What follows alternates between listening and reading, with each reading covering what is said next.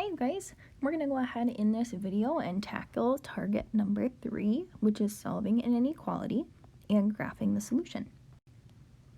So first off, what we've got here is we have just kind of a notice wonder, a nice picture here to remind ourselves how we go ahead and graph inequalities.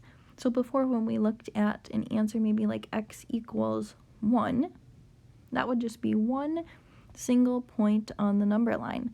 So if I drew a number line and we had a value at 1, this would just look like a dot. But now we've got answers like x is less than 1. So now we include multiple numbers, all the numbers that are less than 1. So a few things I want us to recall from our previous math classes. If we have just a less than or a greater than, we're going to have this open dot here. If we have a greater than or equal to,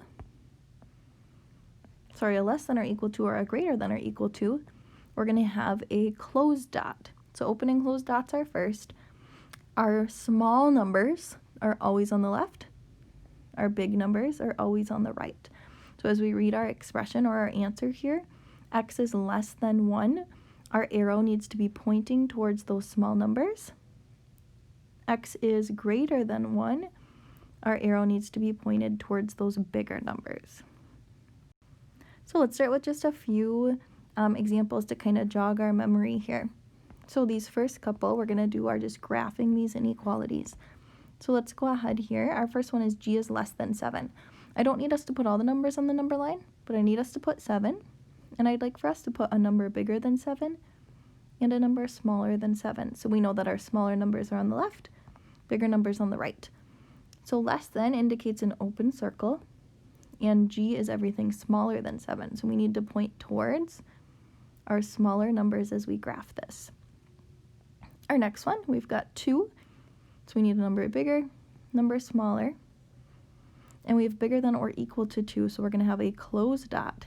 And k is everything bigger than, so all the numbers bigger than or equal to 2. So going to the right, towards those bigger numbers. All right, now we're going to do the opposite. We're going to use x as our variable, so I'll put that down here for both of these. This first one, we've got a closed dot, and our numbers are going, our arrow's going towards those bigger numbers. So x is going to be everything bigger than or equal to 1. The second example, my arrow's going towards those smaller numbers, and we have an open dot.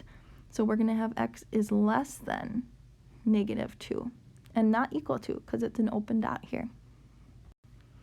All right, now one little reminder, what makes solving equations different than solving inequalities is when we are multiplying or dividing by, or dividing an inequality, you need to flip the sign. So we need to say when you multiply or divide an inequality by a negative number, you need to flip the sign. So a couple things that make inequalities different. We need to graph the solution, and we have to look out for these numbers. So let's look at some level 1 examples here. Letter A. Again, drawing that line down my inequality. We've got a plus 7, so I'm going to go ahead and minus 7 from both sides, leaving me with 3x is less than 19 take away 7 is 12. To get rid of a times 3, we're going to divide by 3, so nothing really different yet. And we come out with x is less than 4. So here's my solution. X is all of the values less than 4. We'll put 4 on the number line, a number bigger, a number smaller, open dot on 4, and we want x to be everything smaller, so our arrow is going to the left. Next one here, trying to get x by itself, so I'm going to subtract 1 from both sides, leaving me with x divided by -2 is greater than or equal to 4. To get rid of divide by -2, I'm going to go ahead and multiply by -2. Now this is where frequently with my students I say, red flag, watch out for this. We said if we're multiplying or dividing by a negative, we have to flip the direction of that sign. So we'll have x, flip the sign, and -8. So here's our solution. Now we need to graph this.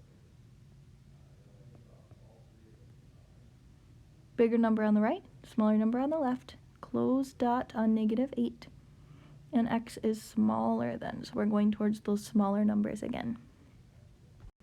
All right, let's tackle some level 2s. We'll see the difference here is we've got some parentheses. So let's go ahead and start with distributing. We'll have -2 times x, and -2 times +3 is -6, and then 40. Get rid of a -6, we're going to add 6 on both sides. -2x is less than or equal to 46. To get rid of times -2, let's divide by -2 on both sides. And again, looking out here, red flag, we are dividing by a -2. So therefore, we need to remember to flip the sign. 46 divided by -2 is -23. So we've got -23. Next to -23, a bigger number is -22. A smaller number is -24. A closed dot, and x is everything bigger than -23, so our arrow's going to the right. All right, let's do another here. Distributing to get rid of those parentheses leaves me with -2y minus 8 minus 2y is greater than 8. Now I see a few things we can combine. We can combine -2y and -2y, giving me -4y.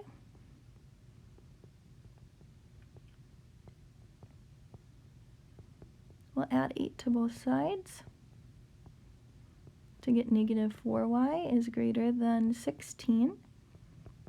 Divide by a -4. Watch out for this here. We've got a red flag. Dividing by that negative. We'll have y, flip the sign, is less than -4. Open circle on -4. Let's put -4 on the number line. A number bigger is -3. A number smaller is -5. Open circle on -4. Y is smaller than -4. So arrow going to the left towards our smaller numbers. Now one thing I wanted to share quick before we move on to level 3s. Let's say we came into a situation when we were solving and we came out with something in the end where our variable disappeared. Let's say it was like -3 is less than 0. We want to ask, just like when we were solving equations, if we came out with something like, let's give ourselves a blank page here. Out with something like 3 equals 3. This was a true statement, and therefore our answer was infinitely many solutions. Same with inequalities. If we came out with -3 is less than 0, that is true. So again, this would tell us infinitely many solutions. The opposite here with equations, if we came out with 2 equals 6, we knew this was a false statement, so we would have no solutions. So if we came out with something like 2 is greater than 6, this is also false, which tells us we'd have no solution. So watch out for those as we do some level 2 practice. All right, some level 3s, we've got some word problems here. So in this problem, we have the perimeter is less than or equal to 50 inches. So let's go ahead. The perimeter means we're going to add up all the sides. So let's start with all of our numbers here. We have 4 plus 8 plus 8 plus 5 plus 5 plus 5, which gives us, let's see, 35. So now we also have an x to add on to this. So x plus 35 is the whole perimeter if we add up all of those sides.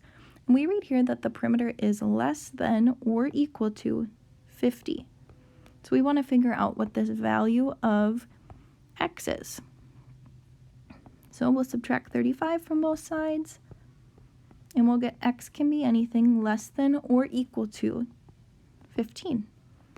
So if x is 15 or x is anything less than 15, this will work. Letter F, we have Alex ordered $17.50 of food from Chipotle. Chipotle will deliver as long as you spend at least $30.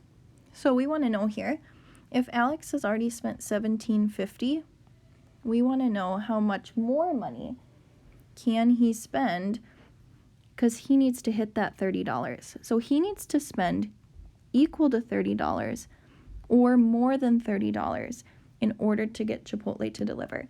So sometimes reading this sign and figuring out the direction of this sign is the trickiest part. So to get x by itself, let's go ahead and minus 1750 from both sides. And we'll find here that x is greater than or equal to 1250. And that tells us here that Alex needs to spend at least $12.50 more in order to have them deliver to him. So important to make sense of your answer here. And last problem. Kirsten's car holds at most 15 gallons of gas. She's already filled the tank with 7 gallons. So we want to know how many more gallons can Kirsten add to her tank so that her tank has sufficient gas.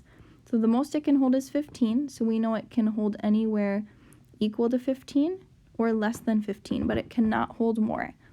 So again, determining the direction of that sign. We'll subtract 7 from both sides, coming out here with x is less than or equal to 8. So as we make sense of this answer here, this means Kirsten can add anything less than 8 or at up to 8 more gallons to her car in order to fully fill her car's tank with gas.